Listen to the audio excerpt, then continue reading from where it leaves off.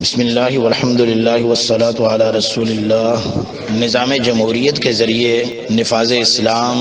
کے لیے کوشاں تنظیمات کے عمائدین و قائدین سے چند سوالات ہیں۔ پہلا سوال یہ ہے، کوئی بھی حکومت اہل حق کی ہو یا اہل باطل کی ہو، کفر کی ہو یا اسلام کی ہو، حکومت کو قائم کرنے یعنی ایسا طریقہ بیان کیا جائے کہ ذی عقل ذی شعور لوگوں کے نزدیک وہ طریقہ مسلم ہو حکومت کو قائم کرنے کا۔ دوسرا سوال یہ ہے کہ وہ ذریعہ جو کفر کی حکومت کو قائم کرنے کا ہو، اس کے کفر یا حرام ہونے میں کوئی شک ہو سکتا ہے۔ تیسرا سوال یہ ہے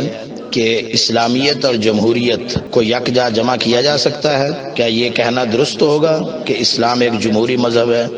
اور یہ بھی ایک سوال ہے کہ جمہوریت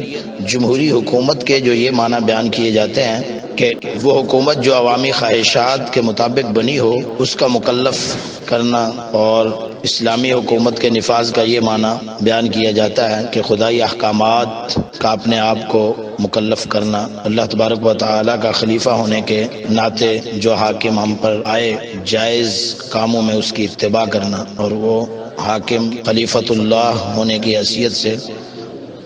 اللہ اور اس کے رسول جل شانہ و صلی اللہ علیہ وسلم کے احکامات نافذ کرے۔ یہ معنی جو بیان کیے جاتے ہیں اسلامی حکومت اور جمہوری حکومت کے، کیا یہ معنی درست ہیں؟ اور ایک سوال یہ بھی ہے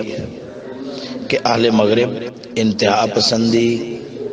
بنیاد پرستی اور دہشت گردی کے الفاظ جو استعمال کرتے ہیں تو ان کے مفہومات اعتباریہ، ان کے معنی جو ہیں وہ کیا لیتے ہیں، یعنی ان الفاظ کی وضع انہوں نے کن معنی کے لیے کی ہوئی ہے، وہ ان سے مراد کیا لیتے ہیں؟ اہل مغرب اور ان کے متبعین مشرق میں جو ان کی اتباع کرنے والے یہ الفاظ بولتے ہیں، یا اہل مغرب ہیں تو ان کی مراد ان الفاظ سے کیا ہوتی ہے؟ یہ چند ایک سوالات ہیں ان لوگوں سے جو اسلامی حکومت کا قیام موجودہ نظام جمہوری کے طریقے سے کرنے کے لیے کوشش کر رہے ہیں۔